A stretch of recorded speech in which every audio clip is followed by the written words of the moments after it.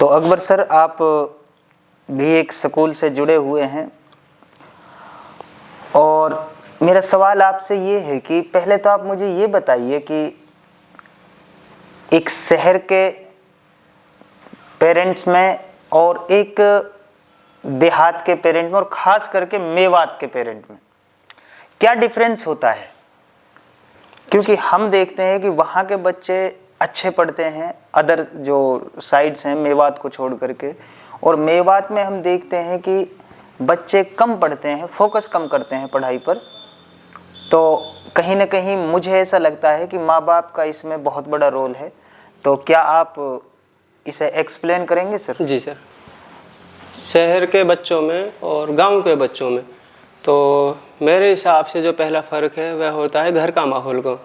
क्योंकि जो शहर में बच्चे होते हैं अक्सर, तो वे अपने बच्चों को ये भी देखते हैं वे किन बच्चों के साथ खेल रहे हैं, स्कूल में कैसे फ्रेंड है, सर वह जो परिवार में उनके हैं किन के साथ बैठ रहा है। तो गांव में क्या होता है, हमारा बच्चा स्कूल चला गया, उनको यही नहीं पता स्कूल तो चला गया, स्कूल में कैसे बच्चों के साथ बैठ रहा है, किन बच्चों के साथ दोस्ती है। और घर का माहौल ऐसा है, अगर बच्चे ने थोड़ा सा भी कोई उधम कर दिया तो बेटा बाहर खेल लो, तो बच्चा बाहर जा रहा है, उनको ये नहीं पता किसके साथ खेल रहा है। तो पेरेंट्स जो शहर वाले होते हैं वे याद ध्यान रखते हैं अपने बच्चों का। तो मेवात के क्षेत्र की अगर हम बात करें तो यहाँ भी गांव ही ज़्यादा है ना कि शहर, क्योंकि शहर है तो बिल्कुल सही थोड़ा नूह साइड में तो वहाँ पढ़े लिखे, तो गांव में अनपढ़ता होने की वजह से उनको इतना एजुकेशन के बारे में पता भी नहीं है। अल्हम्दुलिल्लाह अब तो ठीक भी है फिर भी माहौल पहले से। तो मैं चाहता हूँ उनको घर पे थोड़ा ध्यान रखना चाहिए बच्चों का, किन के साथ खेल रहे हैं किन के साथ नहीं खेल रहे, और अगर वे ध्यान रखेंगे तो अल्हम्दुलिल्लाह पता लगेगा बच्चों का। अगर वे किसी ऐसे बच्चे के साथ है जो स्कूल ही नहीं जाता, उनके साथ उनकी फ्रेंडशिप है, तो सिंपल सी बात है वे तो अपनी उल्टी सुल्टी बातों को बताएगा जो कि सही नहीं है। अगर उनका फ्रेंडशिप ऐसे जो बच्चा पहले से ब्रिलियंट है उनके साथ बैठेगा तो बच्चा पढ़ाई की ही बातें करेगा, पढ़ाई की बातें करेगा तो ऐसा फ्रेंड सर्कल रहेगा तो उसको भी बेनिफिट मिलेगा उस बच्चे को।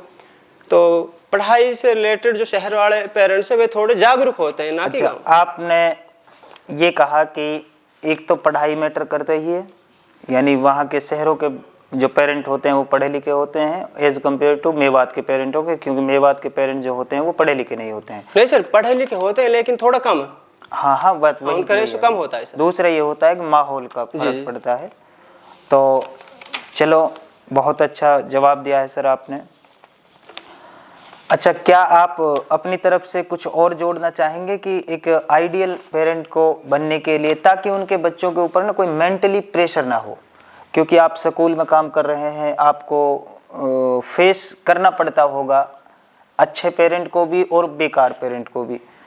तो आपने रियलाइज़ किया है कि हमारे यहाँ के, छोड़ दीजिए आप कंपेयर करना किसी और को, हमारे यहाँ के मेवात के जो पेरेंट्स हैं उनके अंदर अकॉर्डिंग टू द सिचुएशन, जैसी मेवात की सिचुएशन है, क्योंकि आप अब उनको ऐसा नहीं है कि माँ बाप को आप पढ़ा दो भाई, आप ये कहो कि भाई माँ बाप पढ़ने लग जाएं या वो पढ़ें, वो पढ़े लिखे हो जाएं, तो ये तो पॉसिबल ही नहीं है ना।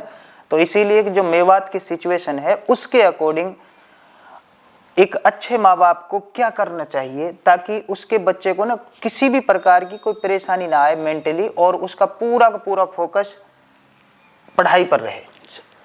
सर असल में मैं अपने स्कूल की आपको बात बता दूं, हम हर वीकली प्रोग्रेस रिपोर्ट, बच्चा कितना प्रोग्रेस कर रहा है नहीं कर रहा, पेरेंट के साथ डिस्कस करते हैं। जब उनको कॉल करते हैं, अगर कोई नहीं पढ़ रहा हो तो हम डिस्कस करते हैं क्यों नहीं पढ़ रहा, कैसे नहीं पढ़ रहा, उसको हम सॉल्व भी करते हैं। तो कॉमन जो प्रॉब्लम आती है, हम तो सर बाहर रहते हैं तो घर पे अम्मियाँ ही रहती है, बच्चा मोबाइल बहुत ज़्यादा देखता है। तो मोबाइल तो शहरों में भी होते हैं, तो मैं आपको बता रहा हूँ, बच्चा मोबाइल बहुत ज़्यादा देखता है। आप शहरों में और गांव में ये फ़र्क देखेंगे बाद में, फ़िलहाल बताऊँ मैं आपको मोबाइल की। मोबाइल बहुत ज़्यादा देखता है, क्योंकि सर मोबाइल अब देखने का मकसद है, क्योंकि गांव में क्या करते हैं, बच्चा यहाँ से गया, यहाँ से मोबाइल में लग गया।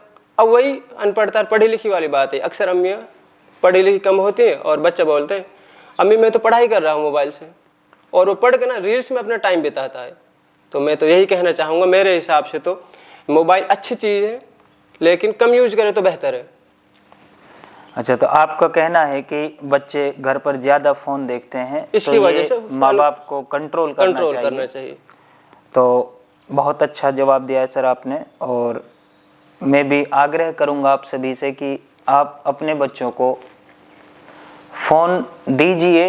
ऐसा नहीं है कि आप उनसे बिल्कुल ही टेक्नोलॉजी से उन्हें दूर कर दें। अकॉर्डिंग टू द जो जनरेशन होती है उसके साथ चलना पड़ता है, लेकिन अति हर चीज़ की बुरी होती है। तो इसीलिए आप अपने बच्चों को अगर इन चीज़ों को दिखा भी रहे हैं फ़ोन वगैरह को, तो आप उस पर निगरानी रखिए इनडायरेक्टली। सर इसमें मैं एक बात जोड़ना चाहूँगा मेंबर को। एक मिनट सर। जी सर। इसमें एक पेरेंट्स कंट्रोलर का ऐप होता है।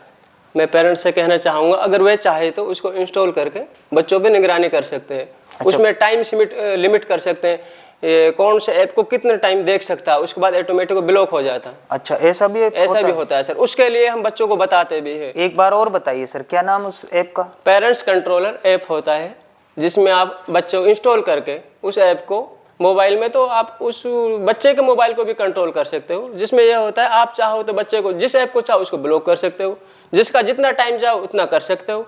इससे फ़ायदा यह होगा, आपने ऐप करा, आपने जैसे पेरेंट्स को मान लो थोड़ी देर का आपके एक बच्चा है, बिल्कुल नहीं, आपने उसके में ऐप डाला, अपने में डाला। अच्छा, आप अब क्या करना, आपको जितनी भी एक्टिविटी है कर रहा है आपके पास तो रहेंगी सर। आप रील्स बंद कर दो, इंस्टाग्राम बंद कर दो, सोशल मीडिया सभी बंद कर दो, ओनली यूट्यूब छोड़ के। यूट्यूब पे भी क्या देख रहा क्या नहीं देख रहा, अच्छा वे आपके पास आएगा। अगर आपको लग रहा है गलत देख रहा है, बच्चे को डांटो, बेटा ये देखना नहीं चाहिए। आपको लग रहा है 2-2 3-3 घंटे देख रहा है तो आप ब्लॉक कर दो। ये तो वही बात हो गई ना, डायरेक्ट नज़र हो गई। तो आप अगर अपने बच्चों को फ़ोन दे रहे हैं तो मैं आपसे आग्रह करूंगा कि आप इस ऐप को डाउनलोड करें। और ऐसा नहीं है कि कोई हम किसी कंपनी से पैसा लेकर के आपको ये बता रहे हैं। सर ने बताया, मुझे भी आज ही पता चला। और ऐसी चीज़ों का हमें फ़ायदा उठाना चाहिए, क्योंकि टेक्नोलॉजी का जहाँ नुकसान है वहाँ फ़ायदे भी हैं।